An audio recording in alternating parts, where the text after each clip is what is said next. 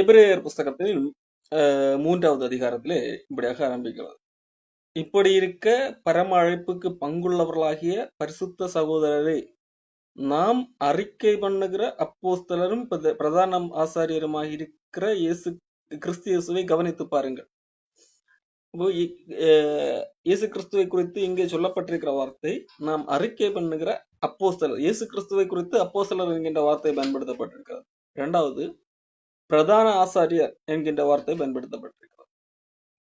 அப்போஸ்தலரும் பிரதான ஆசாரியருமாயிருக்கிற இயேசு கிறிஸ்துவை கவனித்து பாருங்கள் என்று சொல்வதற்கு முன்பாக ஏன் கவனித்து பார்க்க வேண்டும் என்கிறதற்கு எதுவாக இப்படி இருக்க காரியங்கள் இப்படி இருக்கிறபடியால் அவரை கவனித்து பாருங்கள் என்பதாக சொல்லப்பட்டிருக்கிறது. அதுக்கு முந்தைய அதிகாரத்துல என்ன காரணம் சொல்லப்பட்டது நாம் ஏற்கனவே பார்த்தோம். அன்றைக்கு யூதர்கள் யூத பின்னணியிலிருந்து இயேசு கிறிஸ்துவை பின்பற்றி வந்த சிலர், அப்படிப்பட்டவர்கள் மறுபடியும் அங்கே காணப்படுகின்ற சில யூதர்களுடைய குழப்பமான உபதேசங்களினால் பலவிதமான போதனைகளை கேட்டு மறுபடியும் கிறிஸ்தவத்தை விட்டு பின்வாங்கி போகிறவர்களாக இருக்கிறார்கள். அப்படிப்பட்டவர்களுக்கு எழுதப்பட்டது. அவர்கள் வைத்த வாதம் இயேசு கிறிஸ்து ஒரு சாதாரண மனிதர், அல்லது இயேசு கிறிஸ்து கடவுள் அல்ல, அவர் தேவதூதர்களை காட்டிலும் கீழானவர் அல்லது ஒரு தேவதூதன் என்கின்ற நிலைமையிலே அப்படி காணப்பட்டதான். அப்போ நாம் ஏற்கனவே பார்த்தபடி இயேசு கிறிஸ்து தேவதூதன் அல்ல, தேவதூதர்களை காட்டிலும் மேலானவர் என்கிறதை குறித்து எபிரேய ஆசிரியர் பேசியிருந்தார். மட்டுமல்ல, அவர்கள் மனிதர்களை நேசித்ததன் விளைவாகத்தான் இங்கே வந்து பாடுபட்டார். அது நிமித்தம் தான் அவர் மனிதரை போல இங்கே காணப்பட்டார். மற்றபடி அவர் உண்மையிலேயே கடவுள், தேவதூதர்களை காட்டிலும் மேலானவர் என்று சொல்லி பேசியிருந்தார். அப்படி இருக்கிறபடியினால், அவர் தேவதூதர்களை காட்டிலும் மேலாக இருக்கிறபடியினால், அவர் மனிதர்களை நேசித்து மனிதர்களை போல சோதனைக்குட்பட்டபடியினால், அப்படிதான் அந்த 2ஆம் அதிகாரம் முடியும். ஆதலால் அவர்தாமே சோதிக்கப்பட்டு பாடுபட்டபடியினாலே சோதிக்கப்படுகிறவர்களுக்கு உதவி செய்ய வல்லவர். அவருக்கு புரிந்து கொள்ள முடியும். ஒரு மனிதன் அனுபவிக்கின்ற பிரச்சனைகள், சோதனைகள் இயேசு கிறிஸ்துவால் புரிந்து கொள்ள முடியும். யாரும் என்ன சொல்ல முடியாது, குறை சொல்ல முடியாது. ஐயோ, அவர் கடவுள், அவருக்கு என்ன மனிதனுடைய பிரச்சனை எப்படி தெரியும் என்று சொல்ல முடியாது. அவர் தாமே சோதிக்கப்பட்டு பாடுபட்டிருக்கிறார். ஆகவே அவரால் புரிந்து கொள்ள முடியும். ஆகவே உதவி செய்ய வல்லவராக இருக்கிறார். இப்படி இருக்கிறபடினால் நாம் அறிக்கை பண்ணுகிற அப்போஸ்தலர் பிரதான ஆசாரியராகி இயேசு கிறிஸ்துவை கவனித்து பாருங்கள். அப்போஸ்தலர் என்று சொல்லும் போது அதனுடைய சரியான அர்த்தம் என்றால் அனுப்பப்பட்டவன் என்று அர்த்தம். இயேசு கிறிஸ்து பிதாவினால் அனுப்பப்பட்டவராக இருக்கிறார். பிதா குமாரனை இந்த பூமிக்கு அனுப்பினார். ஆகவேதான் அந்த அப்போஸ்தலர் என்கின்ற வார்த்தை பயன்படுத்தப்பட்டிருக்கிறது. ஏன் அந்த மற்ற அப்போஸ்தலர்களுக்கு 12 பேருக்கு அப்போஸ்தலர் என்ற பெயர், பவுல் அப்போஸ்தலர் என்று சொல்லி சொல்லுகிறோம்? இயேசு கிறிஸ்து அவர்களை அனுப்பினார். நேரடியாக இயேசு கிறிஸ்துவால் அனுப்பப்பட்டவர்கள். ஆகவேதான் அவர்கள் அப்போஸ்தலர்கள் என்கின்ற பெயர். இயேசு கிறிஸ்து ஏன் அப்போஸ்தலர்? பிதா நேரடியாக அனுப்புகிறார். ஆகவே அப்போஸ்தலர். ஏன் பிரதான ஆசாரியராக இருக்கிறார்? அவர் மனிதர்களுக்காக பிரதான ஆசாரியவே பணியை செய்கிறவராக இருக்கிறார் என்கிறதை குறித்து இந்த எபிரேய ஆசிரியர் பழைய ஏற்பாட்டு அந்த பிரதான ஆசாரிய பணியோடு இங்கே ஒப்பிட்டு பேசுகிறதை நாம் பார்க்க முடியும். பிரதான ஆசாரியன் என்ன செய்வான்? மக்களுடைய பாவங்கள் அதிலிருந்து மக்கள் ஒரு பிராயச்சித்தம் செய்ய வேண்டும் என்கிறதற்கான அந்த பணியை இந்த பிரதான ஆசிரியன் செய்வார். இயேசு கிறிஸ்து அதே காரியத்தை இங்கே செய்திருக்கிறார் என்கிறதற்காக அவர் பிரதான ஆசிரியராக இருக்கிறார். நாம் அறிக்கை பண்ணுகிற கிறிஸ்து இயேசுவை கவனித்து பாருங்கள். அப்போ அப்படிப்பட்டவரை நாம் அறிக்கை பண்ணுகிறவர்களாக, அறிக்கை பண்ணுகிறது நாம் இதுதான் இயேசு கிறிஸ்து இப்படி காணப்பட்டார், அவர் கடவுள், அவர் அனுப்பப்பட்டார், அதான் அப்போஸ்தலர். அனுப்பப்பட்டு வந்து எனக்காக பிரதான ஆசாரியராக மாறினார், எனக்காக பலியை செலுத்தினார். இயேசு கிறிஸ்து எனக்காக பலி செலுத்தக்கூடிய இடத்திலே காணப்பட்டார். பிரதான ஆசாரியர் எனக்காக கடவுளிடத்திலே பரிந்து பேசக்கூடியவராக, எனக்காக கடவுளிடத்திலே பலி செலுத்தக்கூடிய இடத்திலே காணப்பட்டார். நாம் தொடர்ந்து இந்த எபிரேய ஆசிரியர் படிக்கும்போது, எபிரேய புத்தகத்திலே படிக்கும்போது இயேசு கிறிஸ்து பலி செலுத்துகிறவராக காணப்படுகிறார், அவரே பலி பொருளாகவும் காணப்படுகிறார். இந்த இடத்துல கூறும்போது அவர் அனுப்பப்பட்டு வந்து பிரதான ஆசாரியராக காணப்படுகிறார். அப்படிப்பட்டவரை அறிக்கை பண்ணுகிறவர்கள் தான் கிறிஸ்தவர்கள். அப்போ இயேசு கிறிஸ்துவை அறிக்கை பண்ணுகிறது என்பது இதுதான். அப்படிப்பட்டவரை அறிக்கை பண்ணுகிறவர்கள் யார்? பரம அழைப்புக்கு பங்குள்ளவர்கள். பரம அழைப்பு, இயேசு கிறிஸ்து மூலமாக நாம் எதற்காக அழைக்கப்பட்டிருக்கிறோம்? ஒரு பரம அழைப்பு, தேவனோடு கூட இருக்கும்படியாக அழைக்கப்பட்டிருக்கிறோம். தேவனுடைய குமாரனுடைய சாயலுக்கு ஒப்பாவதற்கு நாம் அழைக்கப்பட்டிருக்கிறோம். அது ஒரு பரம அழைப்பு, அது ஒரு மேலான அழைப்பாக காணப்படுகிறது. அந்த அழைப்புக்கு பங்குள்ளவர்களாகிய பரிசுத்த சகோதரர். ஆகவே பரிசுத்த சகோதரரே, நீங்கள் அந்த கிறிஸ்து இயேசுவை கவனித்து பாருங்கள்.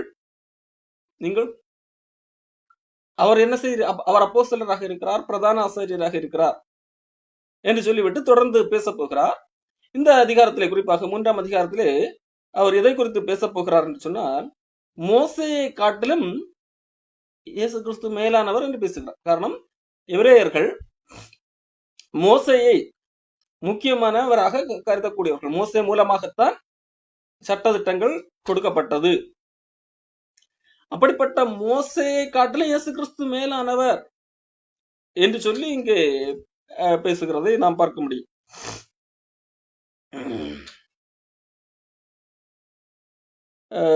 என்ன சொல்லுங்க, மோசே தேவனுடைய வீட்டில் எங்கும் உண்மையுள்ளவனாக இருந்தது போல இயேசு கிறிஸ்துவும் இவரும் தம்மை ஏற்படுத்தினவருக்கு உண்மை உள்ளவராக இருக்கிறார். மோசே குறித்து ஆண்டவர் கூறின வார்த்தை, மோசே என் வீட்டில் எங்கும் உண்மை உள்ளவன் என்று சொல்லி கூறியிருந்தார். எண்ணாகமம் புஸ்தகத்திலே 12ஆம் அதிகாரத்திலே அங்கு ஒரு மோசே குறித்து ஒரு பிரச்சனை வருகிறது. மோசே எத்தியோப்பிய ஸ்திரீயை விவாகம் பண்ண நிமித்தம் மிரியாம், ஆரோன் போன்றவர்கள் அவனுக்கு விரோதமாக பேசினார்கள். என்ன பேசினார்கள்? கர்த்தர் மோசையை கொண்டு மாத்திரம்தான் பேசினார், எங்களை கொண்டு பேசவில்லையோ என்றார்கள். அதை கர்த்தர் கேட்டார். அப்ப கர்த்தர் பதில் கொடுக்கும் போதுதான் சொல்லுகிறார். 3 பேரையும் கூப்பிடுகிறார். எண்ணாகமம் 12ஆம் அதிகாரம் 4ஆம் வசனத்திலே, சடுதியிலே கர்த்தர் மோசையும் ஆரோனையும் மிரியாமையும் நோக்கி, நீங்கள் 3 பேரும் ஆசரிப்பு கூடாரத்துக்கு புறப்பட்டு வாருங்கள் என்றார். 3 பேரும் போனார்கள். கர்த்தர் மேகத்தூணில் இறங்கி கூடார வாசலில் நின்று ஆரோனையும் மிரியாவையும் கூப்பிட்டார். அவர்கள் இருவரும் போனார்கள். அப்பொழுது அவர், என் வார்த்தைகளை கேளுங்கள், உங்களுக்குள்ளே ஒருவன் தீர்க்கதரிசியாக இருந்தால் கர்த்தராகிய நான் தரிசனத்திலே என்னை அவனுக்கு வெளிப்படுத்தி சொப்பனத்திலே அவனோடு பேசுவேன். தாசனாகிய மோசையோ அப்படிப்பட்டவன் அல்ல, என் வீட்டில் எங்கும் அவன் உண்மை உள்ளவன் என்று சொல்லி இங்க பேசுகிறான். அன்றைக்கு மோசை குறித்து கடவுள் சொன்ன ஒரு சாட்சி தான், மோசே என் வீட்டில் எங்கும் உண்மை உள்ளவன் என்று சொல்லி. அப்ப எப்படி மோசே கர்த்தருடைய வீட்டில் எங்கும் உண்மை உள்ளவராக இருந்தானோ, அதை போல இவரும் இயேசு கிறிஸ்துவும் தம்மை ஏற்படுத்தினவருக்கு உண்மை உள்ளவராக இருந்தார் என்று சொல்லி இங்கே எபிரேய ஆசிரியர் கூறுகிறார். தம்மை எதற்காக ஏற்படுத்தினார்? குமாரன் இங்கே வந்து மனிதர்களுடைய பாவங்களுக்காக மரிக்க வேண்டும் என்று சொல்லி பிதாவானவர் ஏற்படுத்தினார். அந்த செயலுக்கு உண்மையுள்ளவராக காணப்பட்டார். மோசே எப்படி இந்த என்னுடைய வீட்டில் எங்கும் உண்மை உள்ளவன் என்று சொல்லி ஆண்டவர் பேசினார்? வீடு என்றால் என்ன? என் வீட்டில் எங்கும் உண்மை உள்ளவன் என்று சொல்லி ஆண்டவர் பேசுகிறார் அல்லவா? என் வீடு என்றால் என்ன? ஜனங்கள். அன்றைக்கு அந்த அந்த அந்த அந்த அது சொல்லப்பட்ட அந்த கால அமைப்பின்படி இஸ்ரவேல் மக்கள். இப்போ இஸ்ரவேல் மக்கள் மத்தியிலே எங்கும் எனக்கு உண்மை உள்ளவனாக மோசே காணப்பட்டான்.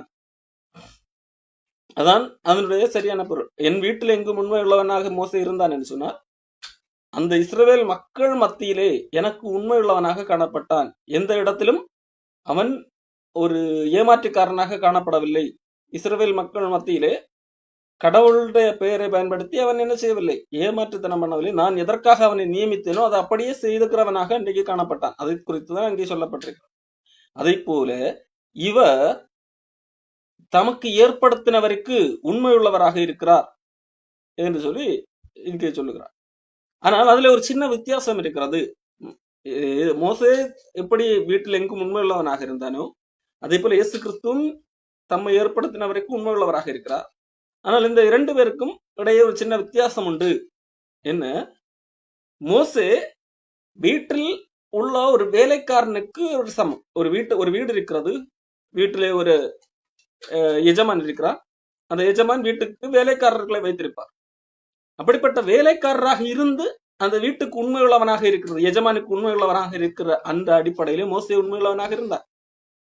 ஆனால் இயேசு கிறிஸ்துவோ வீட்டு வேலைக்காரர்கள் ஒருவர் ஆக இருந்து அப்படி உண்மையாக இருக்கிறது அல்ல, அந்த வீட்டுக்கே சொந்தக்காரராக இருந்து, அந்த குமாரனாக இருந்து, அந்த வீட்டில் உள்ள ஒரு பிள்ளையாக இருந்து உண்மையுள்ளவனாக இருந்தான், இருக்கிறதற்கு சமம் என்பதாக இங்கே சொல்லுகிறார்.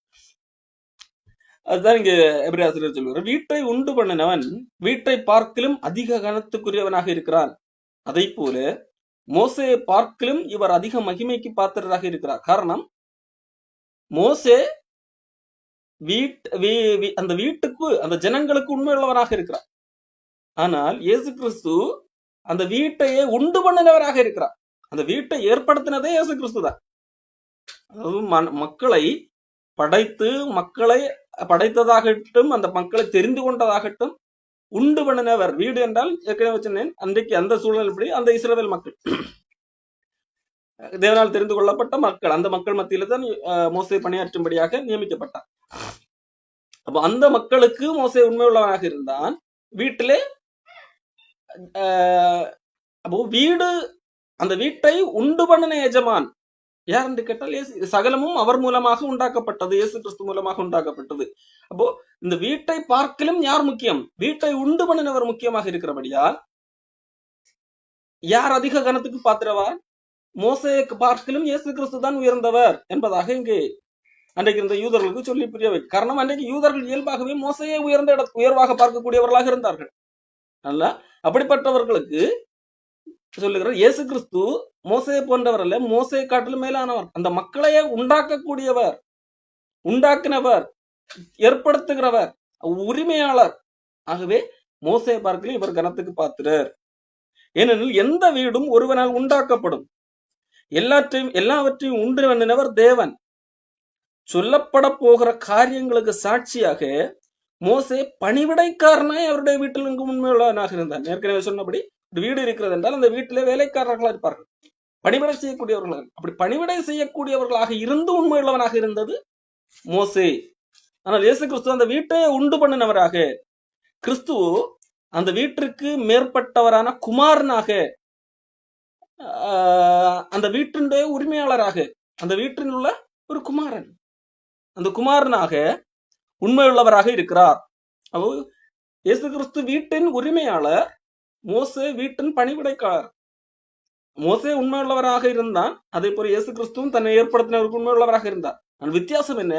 மோசே அந்த வீட்டுக்கு பணி செய்யும்படியாக நியமிக்கப்பட்டவன், ஒரு பணிவிடைக்காரனாக உண்மையுள்ளவனாக இருந்தார்.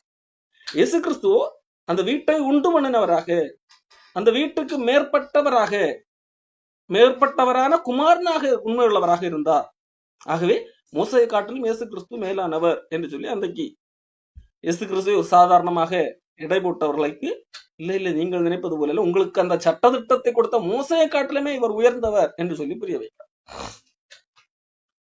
நம்பிக்கையினால் உண்டாகும் தைரியத்தையும் மேன்மை பாராட்டலையும் முடிவு பரியந்தம் உறுதியாய் பற்றி கொண்டிருப்போமாகில் நாமே அவருடைய வீடாக இருப்போம். அன்றைக்கு யார் வீடாக இருந்தது? இஸ்ரவேல். அன்றைக்கு மோசையின் காலத்திலே வீடு என்று சொல்லும் போது, மோசே என்னுடைய வீட்டில எங்கு உண்மையுள்ளவனாக இருந்தான் என்று சொல்லும் போது, அன்றைக்கு மோசே எந்த ஜனங்களை வழி நடத்தினானோ அந்த ஜனங்கள் தான் வீடு. மோசே அங்கே உண்மையாக இருந்தான். இன்றைக்கு யார் வீடு, எது வீடு என்று சொல்லி இங்கே சொல்லப்படுகிறது? தேவனுடைய வீடு என்று சொல்லி எதை சொல்லுகிறார் எபிரேய ஆசிரியர்? நாமே தேவனுடைய வீடு. நாம் யார்? விசுவாசிக்கிறவர்கள் அல்ல, அந்த விசுவாசத்திலே உறுதியாக இருக்கிறவர்கள், கொண்ட நம்பிக்கையில் முடிவரையும் தான் உறுதியாக இருக்கக்கூடியவர், அதுதான் விசுவாசிகள். மற்றபடி கொஞ்ச நாள் விசுவாசமாக இருப்பதும் பின்வாங்கி போவதும் அது அல்ல விசுவாசம். பாருங்கள், தெளிவாக சொல்லப்பட்டிருக்கிறது, யார் வீடு? நாமே அவருடைய வீடாக இருப்போம் என்று சொல்லி எபிரேயர் 3:6 சொல்லப்பட்டிருக்கிறது. அந்த நாமே என்று சொல்லக்கூடிய இடத்துல யார் காணப்படுகிறார்கள்? நம்பிக்கையினால் உண்டாகும் தைரியம். நமக்கு இயேசு கிறிஸ்து இங்க பூமிக்கு வந்தது நிமித்தமாக நமக்கு ஒரு தைரியம். என்ன தைரியம்? காணப்படாதவைகளின் மீது உள்ள ஒரு தைரியம். ஆண்டவர் வாக்களித்த, நாம் இதுவரைக்கும் காணாத ஒரு மகிமை, ஒரு வாழ்வு இருக்கிறது, அதை குறித்த ஒரு தைரியம். அது நம்பிக்கையினால் உண்டாகும் தைரியம். அந்த தைரியத்தையும் மேன்மை பாராட்டலையும், அதை குறித்து ஒரு மேன்மை பாராட்டல், அதை குறித்து படிக்கும்போது அது என்ன நம்பிக்கை, அது என்ன மேன்மை பாராட்டல் என்று அறிய வேண்டும் என்றால், ரோமர் புஸ்தகத்திலே பவுலப்போஸ்தலன் அதை குறித்து தெளிவாக எழுதியிருப்பார். ரோமர் 5ஆம் அதிகாரம் 1 படிக்கிறேன். இவ்விதமாக நாம் விசுவாசத்தினாலே நீதிமான்களாக்கப்பட்டிருக்கிறபடியா நம்முடைய கர்த்தராகிய இயேசு கிறிஸ்து மூலமா தேவனிடத்திலே சமாதானம் பெற்றிருக்கிறோம். இயேசு கிறிஸ்துவிடத்திலே நாம் விசுவாசமாக இருக்கிறபடியா நமக்கு சமாதானம், பிதாவிடத்திலே சமாதானம் இருக்கிறது. பகை இல்லை, பகை நீங்கி தேவனிடத்தில் நிற்கக்கூடிய அந்த சமாதானம், பகை இல்லாத ஒரு சூழல் உருவாகி இருக்கிறது. அவர் மூலமாக, இயேசு கிறிஸ்து மூலமாக நாம் இந்த கிருபையில் பிரவேசிக்கும் ஸ்லாக்கியத்தை விசுவாசத்தினாலே பெற்று நிலை கொண்டிருந்து தேவ மகிமையை அடைவோம் என்கிற நம்பிக்கையினாலே மேன்மை பாராட்டுகிறோம். என்ன, நாம் இந்த விசுவாசம், அதாவது இயேசு கிறிஸ்துவை விசுவாசிக்கிறதன் மூலமாக நாம் தேவனிடத்திலே ஒரு சமாதானம் பெற்றிருக்கிறோம். அந்த சமாதானத்தின் மூலமாக நாம் என்ன அடைகிறோம்? நாம் ஒரு நாள் தேவ மகிமையை அடைவோம் என்கிற நம்பிக்கை. அப்ப நம்பிக்கை எதை குறித்ததாக இருக்கிறது? காணப்படாத ஒன்றை குறித்ததாக இருக்கிறது. தேவ மகிமையை அடைவோம் என்கிற நம்பிக்கை. அந்த நம்பிக்கையை குறித்து மேன்மை பாராட்டுகிறோம், பெருமையாக பேசுகிறோம். பெருமையாக பேசுகிறது நம்மை பெருமையாக பேசுவதில்லை, தேவன் நமக்கு அந்த ஒரு நம்பிக்கை, அது ஒரு கான்பிடன்ஸை குறிக்கிறது. மேன்மை பாராட்டுதல் என்கிறது என்று சொல்லப்படுகிற காரியம் தைரியத்தையோ ஒரு கடவுள் நமக்கு செய்த அந்த செயலின் நிமித்தமாக உள்ள ஒரு உறுதியான செயலை குறிக்கிறது. அதைத்தான் இங்கே மேன்மை பாராட்டல் என்கிற வார்த்தை பயன்படுத்தப்பட்டிருக்கிறது. அதான் இங்கே சொல்லப்பட்டிருக்கிறது. நம்பிக்கையினாலே உண்டாகும் தைரியம், அதாவது உறுதியான ஒரு விஷயம், உறுதியாக ஒரு விஷயத்தை நம்பினால் மட்டும்தான் அந்த தைரியம் வரும். உறுதியாக நம்பக்கூடிய ஒரு விஷயம் தான் நமக்கு என்ன செய்யும்? ஒரு மனிதர்கள் நான் இதை சாதித்தேன் அதை சாதித்தேன் என்று சொல்லி பெருமை பாராட்டும் போது நாம் எதை குறித்து பெருமை பாராட்ட முடியும்? இந்த பூமியில எனக்கு எது இல்லை என்றாலும் நான் தேவ மகிமை அடைவோம் என்கிறதுல அந்த நம்பிக்கை குறித்து பெருமை பாராட்ட, கடவுள் என்னோடு கூட இருக்கிறார், கடவுள் எனக்கு ஒரு இடத்தை தந்திருக்கிறார், ஏற்படுத்தி இருக்கிறார் என்று சொல்லி ஆனால் காணாத ஒரு காரியம், ஆனால் உறுதியாக நடக்கும் என்கிற நம்பிக்கை இருக்கிற பட்சத்திலே அதை குறித்து மேன்மை பாராட்டுவோம். அப்படி அந்த மேன்மை பாராட்டலையும் முடிவு பரியந்தம் உறுதியாக அந்த நம்பிக்கை நம்மிடத்துல இருக்கும் என்று சொன்னால், வழுவி போகாத ஒரு நம்பிக்கை நம்மிடத்துல இருக்கும் என்றால் அதான் விசுவாசம். அப்படி இருக்கும் என்றால் நாம் தான் அந்த வீடு. அப்போ தேவனுடைய வீடு நாம இருக்கிறோம். தேவன் அந்த வீட்டுக்கு உண்மை உள்ளவராக இருக்கிறார். அந்த வீட்டிலே குமாரனாக இருந்து அந்த உண்மை உள்ளவராக இருக்கிறார். அதாவது கிறிஸ்து அவருடைய வீட்டிற்கு மேற்பட்டவரான குமாரனாக உண்மை உள்ளவராக இருக்கிறார். அப்போ ஆகையால் நாம் தான் அந்த வீடு. எப்போது நம் இயேசு கிறிஸ்துவை விசுவாசிப்பதன் மூலமாக ஏற்படுகிற தேவ நம்பிக்கை, அந்த நம்பிக்கையை உண்டாக்கக்கூடிய தைரியம், மேன்மை பாராட்டல், இதை உறுதியாக பற்றி பிடிக்கும், விடாமல் பற்றி முடிவு பரியந்தம் பிடித்திருக்கும் போது நாம் அவருடைய வீடாக காணப்படுகிறோம். ஆகையால் என்ன சொல்லப்படுகிறது? சங்கீதம் 95 சொல்லப்பட்ட ஒரு காரியம் இங்கே சொல்லப்படுகிறது. பரிசுத்த ஆவியானவர் சொல்லுகிறபடியே இன்று அவருடைய சத்தத்தை கேட்பீர்களாகில் வனாந்திரத்தில் கோபம் ஊட்டினது போதும் சோதனை நாளில் நடந்தது போல உங்கள் இருதயங்களை கடினப்படுத்தாதிருங்கள். அங்கே உங்கள் பிதாக்கள் என்னை சோதித்து என்னை பரீட்சை பார்த்து 40 வருஷ காலம் என் கிரியைகளை கண்டார்கள். ஆதலால் நான் அந்த சந்ததியை அரோசித்து அவர்கள் எப்பொழுதும் வழிவு போகிற இருதயமுள்ள ஜனம் என்றும் என்னுடைய வழிகளை அறியாதவர்கள் என்றும் சொல்லி என்னுடைய இளைப்பாறுதலில் அவர்கள் பிரவேசிப்பதில்லை என்று என்னுடைய கோபத்தில் ஆணையிட்டேன் என்றார். இது சங்கீதம் 95 சொல்லப்பட்டிருக்கிற ஒரு காரியம். அப்போ இங்க என்ன முக்கியமாக என்ன சொல்லப்பட்டிருக்கிறது? இன்று அவருடைய சத்தத்தை கேட்பீர்களாகில் உங்களுடைய பிதாக்கள் இஸ்ரவேல் மக்கள் செய்தது போல நீங்கள் செய்யாதிருங்கள் என்று சொல்லி தாவீது சொன்ன ஒரு காரியத்தை குறித்து இங்கே சொல்லப்பட்டிருக்கிறது. சங்கீதம் 95 வருவோம். அங்கே பொதுவாக சில சங்கீதங்களிலே யார் எழுதினார் என்று சொல்லி போடப்பட்டிருக்கு. இந்த சங்கீதத்தின் தலைப்பிலே யார் எழுதினார் என்று போடவில்லை. ஆனால் இது தாவீது எழுதின சங்கீதம் என்று சொல்லி எபிரேய ஆசிரியர் போட்டிருக்கிறார். அங்கே சங்கீதம் 95 8ஆம் வசனம். இன்று அவருடைய சத்தத்தை கேட்பீர்களாகில் வனாந்தரத்தில் கோபம் மூட்டின போதும் சோதனை நாளிலும் நடந்தது போல உங்கள் இருதயத்தை கடினப்படுத்தாதிருங்கள். அங்கே உங்கள் பிதாக்கள் இஸ்ரவேல் மக்கள் மோசையினால் நடத்தப்பட்ட ஜனங்கள் என்னை சோதித்து என்னை பரீட்சை பார்த்து என் கிரியைகளையும் கண்டார்கள். 40 வருஷமாய் நான் அந்த சந்ததியை அரோசித்து அவர்கள் வழிவு போகிற இருதயமுள்ள ஜனம் என்றும் என்னுடைய வழிகளை அறியாதவர்கள் என்றும் சொல்லி என்னுடைய இளைப்பாறுதல் அவர்கள் பிரவேசிப்பதில்லை என்று என்னுடைய கோபத்தில் ஆணையிட்டேன் என்பதாக இங்கே தாவீது பாடின சங்கீதத்தை இங்கே எபிரேய ஆசிரியர் சொல்லுகிறார். ஏன் சொல்லுகிறார்? அன்றைக்கு இஸ்ரவேல் மக்கள் கடவுளுக்கு சோதனை செய்தது போல அல்லது கோபமூட்டினது போல நீங்கள் செய்யாதீர்கள். காரணம், அன்றைக்கு கடவுள் தம்மை வெளிப்படுத்தினார்.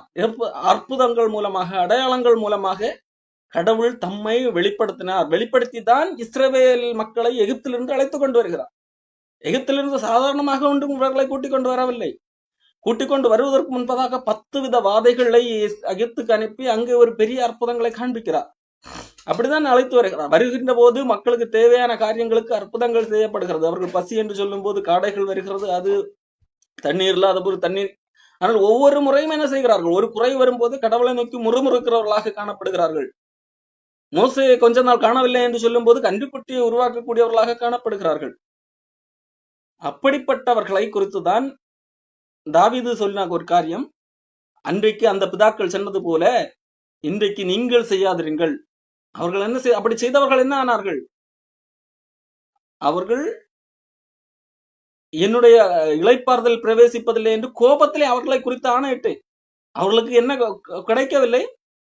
வாக்களிக்கப்பட்ட இடம் அவர்களுக்கு கிடைக்கவில்லை. மோசே எந்த நோக்கத்திற்காக அவர்களை அழைத்து கொண்டு வந்தாரோ அந்த திட்டம் அங்கே நடக்கவில்லை. அவர்களிலே பெருவாரியான மக்கள் வனாந்திரத்திலே கொல்லப்பட்டார்கள், அழிந்து போனார்கள் என்று சொல்லி அங்கே அதை போல நீங்களும் விசுவாசிக்காமல் கடவுள் இப்பொழுது என்னது அங்கே அன்றைக்கு எப்படி தன்னை நிரூபித்தாரோ, கடவுள் என்று நிரூபித்தாரோ, இன்றைக்கு இயேசு கிறிஸ்து வரும்போதும் அவர் எதற்காக வந்தார் என்று சொல்லி நிரூபித்திருக்கிறார். கடைசி நாட்கள் இந்த குமாரன் வழியாக திருவுளம் பற்றினார். இதுதான் 2ஆம் அதிகாரத்தில் சொல்லப்பட்டது. அடையாளங்களினாலும் முதலாவது கர்த்தர் மூலமாக அறிவிக்கப்பட்டு, இயேசு கிறிஸ்து மூலமாக அறிவிக்கப்பட்டு, பின்பு அவரிடத்தில் கேட்டவர்களாலே நமக்கு உறுதியாக்கப்பட்டதும் அடையாளங்களினாலும் அற்புதங்களினாலும் பலவிதமான பலத்த செய்கைகளாலும் தம்முடைய பரிசுத்த ஆவியின் வரங்களினாலும் தேவன் தாமே சாட்சி கொடுத்ததுமாக இருக்கிற இவ்வளவு பெரிதான ரட்சிப்பு, இதை குறித்து எப்படி கவலையற்றிருக்க முடியும் என்று சொல்லி 2ஆம் அதிகாரத்திலே எபிரேய ஆசிரியர் கேட்கிறார். அப்போ எப்படி அன்றைக்கு இஸ்ரவேல் மக்களுக்கு கடவுள் அடையாளங்கள் மூலமாக அற்புதங்கள் மூலமாக தாம் கடவுள் என்று சொல்லி வெளிப்படுத்தி சட்டத்திட்டங்களை கொடுத்தாரோ, ஆனால் மக்கள் அதற்கு செவிசாய்க்கவில்லையோ, கடவுளை விசுவாசிக்காமல் வழிதவறி போனார்களோ, அதை போல இப்பொழுது கர்த்தர் மூலமாக நேரடியாக கொடுக்கப்பட்டு அவரிடத்தில் கேட்டவர்களாலே நமக்கு அறிவிக்கப்பட்டு, ஆனால் அற்புதங்களாலும் அடையாளங்களாலும் பரிசுத்த ஆவியானவர் பகிர்ந்து கொடுக்கப்பட்ட வரங்களினாலும் உறுதியாக்கப்பட்ட இந்த ரட்சிப்பை குறித்து நீங்கள் அசட்டை பண்ணினால் அல்லது அதை கவலையற்றிருப்பீர்களானால் அன்றைக்கு நடந்தது போல இதுவும் நடக்கும். என்ன சொல்லப்படுகிறது? பரிசுத்த ஆவியானவர் சொன்னபடி இன்று அவருடைய சத்தத்தை கேட்பீர்களாக, எபிரேயர் 3:7 ஆகியால் பரிசுத்த ஆவியானவர் சொல்லுகிறபடி இன்று அவருடைய சத்தத்தை கேட்பீர்களாகில் வனாந்தரத்தில் கோபம் ஊட்டின போது சோதனை நாளில் நடந்தது போல உங்கள் இருதயங்களை கடினப்படுத்தாதீர்கள். இப்ப யாருக்கு இப்ப சொல்லப்படுகிறது? அன்றைக்கு இஸ்ரவேல் மக்கள் யூதர்களிலிருந்து இயேசு கிறிஸ்து தான் கடவுளாக இருக்க முடியும் என்று சொல்லி இயேசு கிறிஸ்துவை பின்பற்றி வந்தார்கள். ஆனால் சிலருடைய சில உபதேசங்களை கேட்டு மனம் மாறி இயேசு கிறிஸ்து எல்லாம் கடவுளாக இருக்க முடியாது என்று சொல்லி மனம் மாறி குழப்ப நிலையில இருக்கிறவர்கள், பின்வாங்கக்கூடிய நிலைமையில இருக்கக்கூடியவர்கள், அவர்களுக்கு சொல்லுகிறார், அன்றைக்கு அவர்களுக்கு தேவனுக்கு கோபம் ஊட்டினது அதுபோல நீங்களும் கோபம் ஊட்டாதிருங்கள் என்பதாக சங்கீதத்திலே தாவீது சொன்னது அந்த வார்த்தைகளை எடுத்து இங்கே சொல்லப்படுகிறது. இருதயத்தை கடினப்படுத்துதல். ஆனால் கடவுள் பல காரியங்களை சொல்லி நமக்கு புரிய வைக்கிறார். ஆனால் இவர்கள் இருதயத்தை கடினப்படுத்துகிறார். ஏன் இருதயம் கடினமாகிறது? ஏன் இன்றைக்கு கிறிஸ்தவத்தை நம்பி வந்தவர்கள் ஏன் திரும்பி கிறிஸ்தவத்தை விட்டு விலகி பின்வாங்கி செல்லக்கூடிய சூழல் வருகிறது? அவர்கள் தற்காலத்தில் நடக்கக்கூடிய பிரச்சனையான காரியங்களை பார்க்கிறார்கள். அவர்கள் கடவுள் எங்களுக்கு ஏதோ எப்பொழுதும் அதிசயகரமான காரியங்கள் வாழ்க்கையில நடப்பித்துக் கொண்டே இருக்க வேண்டும் என்கிறதாக எதிர்பார்க்கிறார்கள். கடவுள் என்றால் எப்படி மூன்றானிலே தொங்க முடியும், அவர் மனிதர் தானே என்கிறதாக சிந்திக்கிறார்கள். கடவுள் அப்படி இருக்கிறார் என்றால் அதற்கு ஒரு நோக்கம் இருக்கிறது. எப்பொழுதுமே எனது ஒரு ஒரு மேஜிக்கல் மொமெண்ட் வாழ்க்கையில நடந்து கொண்டிருக்க வேண்டும் என்று எதிர்பார்க்கிறார்கள். அப்படி நடக்காத பட்சத்திலே அதற்கு அதை உறுதிப்படுத்தும் விதமான சில கள்ள போதனைகள் வரும்போது பின்வாங்கி போகிறவர்களாக காணப்படுகிறார்கள். அன்றைக்கு எகிப்திலிருந்து வந்த இஸ்ரவேல் மக்களுக்கு தான் நடந்தது. கடவுள் எத்தனையோ முறை அற்புத அடையாளங்களால் தன்னை நிரூபித்து காண்பித்தும் அவர்களுக்கு சாதகமற்ற சூழ்நிலைகள் வரும்போது அவர்கள் கடவுளை மறந்து போகிறவர்களாக இருந்தார்கள். தண்ணீர் கடவுள் ஏற்கனவே பல அற்புதங்களை செய்து அவர்தான் கடவுள் என்று நிரூபித்திருந்த போதும் தண்ணீர் கிடைக்கவில்லை என்பது முறுமுறுக்க ஆரம்பிக்கிறார்கள். ஒரு பிரச்சனையான சூழ்நிலை வரும்போது நாங்க எகிப்துல இருந்தால் நன்றாக இருந்திருக்கும், அங்க இருந்தா நல்லா சாப்பிட்டோம், கோமட்டிக்காய்கள், பூண்டு, வெள்ளரிக்காய்கள் எல்லாம் நல்லா சாப்பிட்டோம், இங்க என்ன சாகிறதுக்காக கொட்டி கொண்டு வந்தீர் என்று சொல்லி முறுமுறுக்கிறார்கள். இப்ப பாருங்கள், ஒரு பிரச்சனையான சூழ்நிலை வரும்போது இருதயம் கடினமாகிறது, கடவுளுக்கு எதிராக செயல்பட துணிகிறவர்களாக இருக்கிறார். அப்போ ஆகவேதான் இங்கே எபிரேய ஆசிரியர் சொல்லுகிறார், அன்னைக்கு உங்களுடைய பிதாக்கள் செய்தது போல நீங்கள் செய்யாதிருங்கள். அது யார் சொல்லுகிற வார்த்தை? தாவீது சொன்னதாக இருந்தாலும் அது பரிசுத்த ஆவியானவர் சொன்னது என்று இங்கே சொல்லுகிறார். எபிரேயர் 4:3-7 பரிசுத்த ஆவியானவர் சொல்லுகிறபடி இன்று அவருடைய சத்தத்தை கேட்பீர்களாகில் வனாந்திரத்திலே கோபமூட்டின போதும் சோதனை நாளில் நடந்தது போல உங்கள் இருதயங்களை கடினப்படுத்தாதிருங்கள் என்று சொல்லுகிறார். அவர்கள் என்னுடைய இளைப்பாறுதலில் அவர்கள் பிரவேசிப்பதில்லை என்று என்னுடைய கோபத்திலே ஆணையிட்டேன் என்றார். அப்போ அவர்கள் என்னுடைய இளைப்பாறுதலில் பிரவேசிப்பதில்லை என்று கடவுள் ஆணையிட்டார். அதன்படியே அவர்கள் அந்த இளைப்பாறுதலில் பிரவேசிக்கவில்லை. வெறும் விசுவாசித்தவர்களாகி 2 பேர் மட்டுமே அதிலே போனார்கள். அங்கே இருந்து வந்ததிலே யோசுவா காலேப் என்கின்ற 2 பேர். மற்றபடி யாரும் அந்த இளைப்பாறுதலிலே பிரவேசிக்கவில்லை என்பதாக இங்கே சொல்லப்பட்டிருக்கிறது. ஆகவே 12வது சகோதரரே, ஜீவனுள்ள தேவனை விட்டு விலகுவதற்கு ஏதுவான ஜீவனுள்ள தேவனை விட்டு, அப்ப இயேசு கிறிஸ்துவை விட்டு விலகுவது என்பது ஜீவனுள்ள தேவனை விட்டு விலகுவது. மறுபடியும் எபிரேய ஆசிரியர் இயேசு கிறிஸ்து இங்கு தேவன் என்று சொல்லி காண்பிக்கிறவராக இருக்கிறார். காரணம் அதான் அங்கே அன்றைக்கு இருந்த யூதர்களுக்கு பிரச்சனையாக இருந்தது. மனிதனாக வந்த இயேசு கிறிஸ்து இவர்கள் நினைத்தபடி இருக்கவில்லை என்கிறதற்காக அவரை கடவுளாக ஏற்றுக்கொள்ளாத சூழ்நிலை, அதாவது கள்ளப்போதனர்கள் மூலமாக பலவித உபதேசங்கள் அப்படித்தான் காணப்பட்டது. ஆகவேதான் அவர் இல்லை, அவர்கள் நினைத்தபடி நினைப்புக்கு மாறாக அவர் தூதர் அல்ல, தூதருக்கு மேற்பட்டவர், மோசையை காட்டிலும் மேலானவர் என்று நிரூபிக்க வேண்டியிருந்தது. அப்போ ஜீவனுள்ள தேவனை விட்டு விலகுவதற்கு ஏதுவான அவிசுவாசமுள்ள பொல்லாத இருதயம் உங்களில் ஒருவனுக்குள்ளும் இராதபடிக்கு நீங்கள் எச்சரிக்கையாக இருக்க வேண்டும். அப்போ இல்லை என்றால் என்ன பிரச்சனை? என்னுடைய இளைப்பாறுதலில் நீங்கள் பிரவேசிப்பதில்லை என்று சொல்லி அன்றைக்கு கோபம் ஆணையிட்ட ஆணை இன்றைக்கும் செல்லுபடியாகும். அன்றைக்கு அவர்கள் எதிலே பிரவேசிக்கவில்லை, அது வாக்களிக்கப்பட்ட இடத்துல பிரவேசிக்கவில்லை. அப்ப இன்றைக்கு ஆண்டவர் ஒரு இளைப்பாறுதலை வாக்களித்திருக்கிறார். அந்த இளைப்பாறுதலில் நீங்கள் பிரவேசிக்க முடியாது. ஆகையால் நீங்கள் ஜீவனுள்ள தேவனை விட்டு விலகுவதற்கு ஏதுவான அந்த அவிசுவாசமுள்ள பொல்லாத இருதயம் உங்களில் ஒருவனுக்குள்ளும் இருக்கக்கூடாது, அதற்காக எச்சரிக்கையாக இருங்கள் என்று சொல்லப்படுகிறது. எப்படி அன்றைக்கு இஸ்ரவேல் மக்கள் தேவனுடைய இளைப்பாறுதல் பிரவேசிப்பதற்கு இடையூறாக காணப்பட்டது அவர்களுடைய அவிசுவாசமுள்ள பொல்லாத இருதயமோ, அதை போல இன்றைக்கும் தேவனை விட்டு விலகுவது அதுக்கு காரணம் அவிசுவாசமுள்ள பொல்லாத இருதயமே. அப்படி உங்களுக்குள்ளாக இராத நீங்கள் விசுவாசிகள் என்று சொல்லி உங்களை நீங்களே ஏமாற்றிக் கொண்டு கூட இங்க இருக்க முடியும். ஆனால் சோதித்து பாருங்கள், எதற்காக இங்கே வந்திருக்கிறீர்கள்? உங்களுக்குள்ளே பொல்லாத இருதயம், அவிசுவாசமுள்ள பொல்லாதயம் இருக்கிறதா என்று சொல்லி சோதித்து எச்சரிக்கையாக இருங்கள். காரணம் உங்களில் ஒருவனாகிலும் பாவத்தின் வஞ்சனையினால் கடினப்பட்டு போகாதபடிக்கு இன்று எனப்படவும் நாடோறும் ஒருவருக்கொருவர் புத்தி சொல்லுங்கள். நாம் ஆரம்பத்தில் கொண்ட நம்பிக்கையை முடிவு பரியந்தம் உறுதியாய் பற்றி கொண்டிருப்போமாகில் கிறிஸ்துவனிடத்தில் பங்குள்ளவர்களாக இருப்போம். இது சொல்லப்பட்டிருக்கிறது, உங்கள் ஒருவனாகிலும் பாவத்தின் வஞ்சனையினாலே கடினப்பட்டு போகாதபடிக்கு. இங்கே எபிரேயர் 3:13 சொல்லப்பட்டிருக்கிற காரணம், இருதயம் கடினப்பட்டு போகும். எது நிமித்தம்? பாவத்தின் வஞ்சனையினாலே. பாவத்தின் வஞ்சனையினாலே கடினப்பட்டு போகாதபடிக்கு நீங்கள் ஒருவருக்கொருவர் புத்தி சொல்ல வேண்டும். இங்கே பாவத்தின் வஞ்சனை என்று சொல்லும் போது அவிசுவாசத்தை குறித்து சொல்லப்பட்டிருக்கிறது.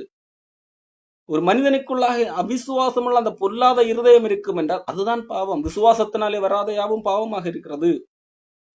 அந்த பாவம் வஞ்சிக்கக்கூடிய ஒன்று, அது தேவனிடத்திலே சேராதபடிக்கு உங்கள் இருதயத்தை கடினப்படுத்தக்கூடிய ஒன்று. ஆகவே அப்படி கடினப்படுத்தாதபடிக்கு உங்களோடு இருக்கிறவர்களுக்கு ஒவ்வொரு நாளும் புத்தி சொல்ல வேண்டும். இன்று எனப்படும் அளவும் பாருங்கள், அதுல சொல்லப்பட்டிருக்கு, இன்று அது நாளை என்றல்ல, இன்று எனப்படும் அளவும் நாள்தோறும் என்ன செய்ய வேண்டும்? புத்தி சொல்ல வேண்டும். அது ஒவ்வொரு நாளும் புத்தி சொல்லப்பட வேண்டும் என்பதே இங்கே எபிரேய ஆசிரியர் சொல்லு.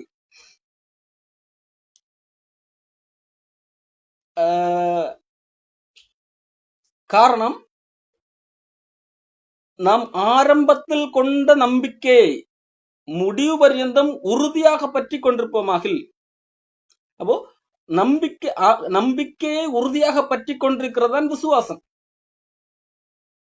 கொஞ்ச நாள் ஒரு நம்பிக்கை இருக்காது, அதன் பிறகு மாறிக்கொண்டிருக்கிறது என்று சொன்னால் அது ஒரு விசுவாசம் அல்ல, தேவனிடத்திலே கொண்டிருக்கிற விசுவாசம் அல்ல. நாம் ஆரம்பத்தில் கொண்டிருக்கிற நம்பிக்கை, வேதாகம வசனத்தை சத்தியத்தை கேட்கும் போது ஒரு நம்பிக்கை வருகிறது அல்லவா, அந்த நம்பிக்கையை உறுதியாக பற்றி கொண்டிருப்போமாக. இல்ல ஒரு பிரச்சனை வரும்போது நாம் அந்த நம்பிக்கை என்னிடத்தை விட்டு மாறுகிறது, எனக்கு வேறொரு நம்பிக்கை வருகிறது என்று சொன்னால், அல்லது வேறொரு உபதேசத்தை கேட்கும் போது எனக்கு வேறொரு நம்பிக்கை வருகிறது, இந்த நம்பிக்கை அகற்றி போகிறது என்று சொன்னால் என்னிடத்திலே உண்மையான விசுவாசம் இல்லை, அவிசுவாசம் உள்ள பொல்லாத இருதயம் இருக்கிறது என்று அர்த்தம். அது பாவத்தின் வஞ்சனையினாலே என்னுடைய ஒரு இருதயத்தை கடினமாக்கக்கூடிய ஒன்று, தேவனை விட்டு பிரிக்கக்கூடிய ஒன்றாக இருக்கு. ஆகவேதான் இங்கே சொல்லப்பட்டிருக்கிறது, நாம் ஆரம்பத்தில் கொண்ட நம்பிக்கையை உறுதியாக பற்றி கொண்டிருப்போமாகில். விசுவாசம் என்பது எது? எபிரேயர் இது புஸ்தகத்திலே 11ஆம் வசனத்துல நம்பப்படுகிறவைகளின் உறுதி. ஆரம்பத்திலே எதை நம்புகிறோமோ அதை உறுதியாக நம்பிக்கொண்டிருப்பதுதான் விசுவாசம். அப்போ ஆரம்பத்தில் கொண்ட நம்பிக்கையை உறுதியாக பற்றி கொண்டிருப்போமாகில், அதாவது விசுவாசம் உடையவர்களாக இருப்போமாகில் கிறிஸ்துவனிடத்திலே பங்குள்ளவர்களாக இருப்போம். அப்ப இல்லை என்றால் கிறிஸ்துவனிடத்திலே பங்கு இல்லை. ஆகவேதான் சிலரை பார்க்கும்போது சில காலம் ஒரு நம்பிக்கையில் இருக்கிறவர்களை போல காணப்படும், சில காலம் அந்த நம்பிக்கையை விட்டு பின்வாங்கி போகிறவர்களாக இருக்கிறார்கள். ஏன்? அவர்கள் விசுவாசிக்கவில்லை. விசுவாசம் என்பது ஆரம்பத்திலே கொண்ட நம்பிக்கையை இறுதி வரை உறுதியாக வைத்திருப்பது. விசுவாசமானது நம்பப்படுகிற உறுதி. உறுதியற்ற ஒரு நம்பிக்கை என்பது விசுவாசம் அல்ல. அப்போ அப்படிப்பட்ட நம்பிக்கை பாவத்தின் வஞ்சனை. தேவனிடத்திலே விசுவாசம் இல்லாமல் இருப்பது, அது நம்மை வஞ்சிக்க செய்யும், அது நம்மை கடினப்படுத்தும். அப்படி யாரும் கடினப்பட்டு போகாதபடிக்கு நாம் ஒவ்வொருவருக்கும் புத்தி சொல்லக்கூடியவர்களாக இருக்க வேண்டும். நான் இன்று எனப்படும் அளவு, இன்றிலிருந்தே நாள்தோறும் புத்தி சொல்லக்கூடியவர்களாக இருக்க வேண்டும். இன்று அவருடைய சத்தத்தை கேட்பீர்களாகில் கோபமூட்டுதல் நடந்தது போல உங்கள் இருதயங்களை கடினப்படுத்தாதீர்கள் என்று சொல்லி இருக்கிறதே. கேட்டவர்கள் கோபமூட்டினவர்கள் யார்? யார் கோபமூட்டினது? இங்கே சங்கீதக்காரன் சொல்லும் போது கோபமூட்டினவர்கள் என்று சொல்லப்பட்டிருந்தது அல்லவா? யார் கோபமூட்டினது? மோசேயினால் எகிப்திலிருந்து புறப்பட்ட யாவரும் அப்படி செய்தார்கள். அப்ப யார்? மோசேயினால் எகிப்திலிருந்து புறப்பட்ட யாவரும் கோபமூட்டினார்கள். மேலும் அவர் 40 வருஷமாக யாரை அரோசித்தார்? பாவம் செய்தவர்கள் அல்லவா?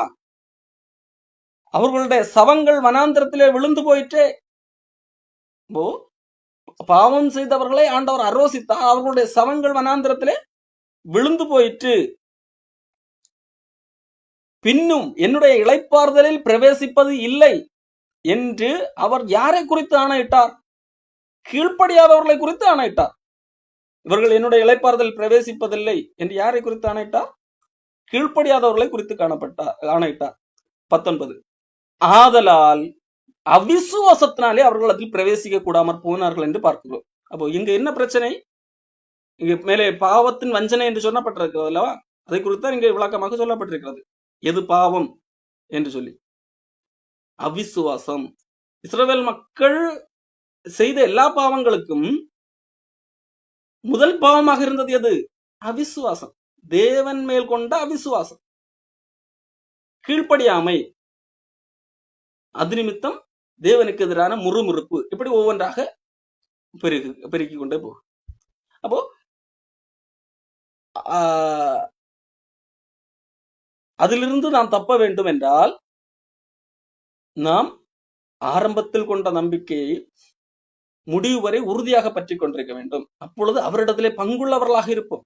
இல்லாவிட்டால் பங்கு இல்லை. காரணம், அவர் யாரை குறித்து கோபமாக பேசினார்? எகிப்திலிருந்து புறப்பட்டவர்கள். யாரை அரோசித்தார்? பாவம் செய்தவர்கள். அவர்கள் என்ன? அவர்களுடைய சவங்கள் விழுந்தது, அவர்கள் அதிலே பிரவேசிக்கவில்லை. காரணம், அவர்களை குறித்து என்ன சொன்னார்? இவர்கள் என்னுடைய இளைப்பாறுதல் பிரவேசிப்பதில்லை என்று சொன்னார். ஏன் சொன்னார்? அவர்கள் கீழ்ப்படியவில்லை. அடுத்தது சொல்லப்பட்டிருக்கிறது, கீழ்ப்படியவில்லை என்று சொன்ன உடனடியாக சொல்லப்பட்ட காரியம் என்ன? அவர்களுடைய அவிசுவாசம். கீழ்ப்படியாமைக்கு காரணம் என்ன? அவிசுவாசம். அப்ப கீழ்ப்படுதலும் விசுவாசமும் சேர்ந்து இணைந்ததாக காணப்படுகிறது. அப்போ கடவுள் எங்களை நடத்தி போவார். எங்களுக்கு இந்த பிரச்சனைகள் எல்லாம் வந்தாலும், வனாந்திரத்தை தண்ணீரிலே என்றாலும் இது கிடைக்கவில்லை என்றாலும், அங்க நினைத்த உணவு கிடைக்கவில்லை என்றாலும், எங்களை அழைத்தது கடவுள். எகிப்திலிருந்து கூட்டிக் கொண்டு வந்தது கடவுள். அவர் எங்களோடு கூட வருகிறார். முன்பே பின்பே அரணாக இருக்கிறார், மேகஸ்தம்பமாக அக்கினிஸ்தம்பமாக இருக்கிறார், எல்லாம் பார்க்கிறார்கள். ஆனால் இது போதும் என்கின்ற அந்த திருப்தி இல்லை. அப்போ அவர் இப்படி நடத்துகிறவர் கூட இருக்கிறார். ஆகவே என்னதான் வந்தாலும் பிரச்சனை இல்லை, அவர் தான் சொல்லி இருக்கிறார் என்கின்ற நம்பிக்கை இல்லை. ஆகவே அவர்கள் கீழ்ப்படியாம இந்த காரியங்களை எல்லாம் செய்கிறார்கள். இருதயம் கடினப்பட்டு போகிறது. அந்த அவிசுவாசம் அவர்களை அதிலே பிரவேசிக்க முடியாமல் செய்கிறார். நீங்கள் அப்படி இருக்காதிருங்கள் என்று சொல்லி அன்றைக்கு இருந்த யூதர்களுக்கு இங்க எபிரேய ஆசிரியர் புத்தி சொல்றார்.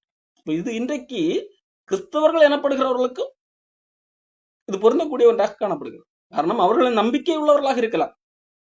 ஆனால் எந்த நம்பிக்கை உள்ளவர்களாக இருக்கிறார்கள்? மாறக்கூடிய நம்பிக்கையுடையவர்களாக இருக்கிறார்களா, அல்லது உறுதியான நம்பிக்கையுடையவர்களாக இருக்கிறார்களா?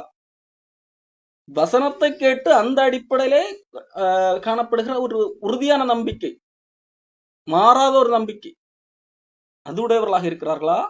இல்லை கள்ளப்போதவர்களுடைய கள்ளப்போதகத்தின் மீது உள்ள ஒரு நம்பிக்கையுடையவர்களாக இருக்கிறார்களா? வேறு நம்பிக்கை, வேதாகமம் சொல்லுகிற அந்த நம்பிக்கையை விட்டு அது எங்களுக்கு சௌகரியமாக படவில்லை என்கிறதற்காக இந்த போதகர் பேசுகிறது எங்களுக்கு இதமாக இருக்கிறது, இதுதான் எங்களுக்கு இதுதான் பிடித்திருக்கிறது என்று சொல்லி அந்த நம்பிக்கை அங்கே கொண்டு வேறொரு இயேசுவை நம்பக்கூடியவர்களாக பலர் நம்பிக்கையை மாற்றி இருக்கிறார்கள். அப்போ அது பாவத்தின் வஞ்சனை, இருதயம் கடினப்பட்டு போன தன்மை, அவிசுவாசம் உள்ள பொல்லாத இருதயம். நீங்கள் அப்படி இராதிருங்கள் என்று சொல்லி அவர்களுக்கு புத்தி சொல்ல வேண்டும். இன்று எனப்படாமலும் ஒவ்வொரு நாளும் புத்தி சொல்ல வேண்டியது கடமையாக இருக்கிறது.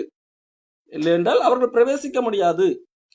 அவிசுவாசத்தினாலே அன்றைக்கு அவர்கள் பிரவேசிக்கவில்லை என்றால் இன்றைக்கு ஆண்டவர் ஒரு காரியத்தை வாக்களித்திருக்கிறார். அது 4ஆம் அதிகாரத்திலே எபிரேய ஆசிரியர் தெளிவுபடுத்தி இருக்கிறார்.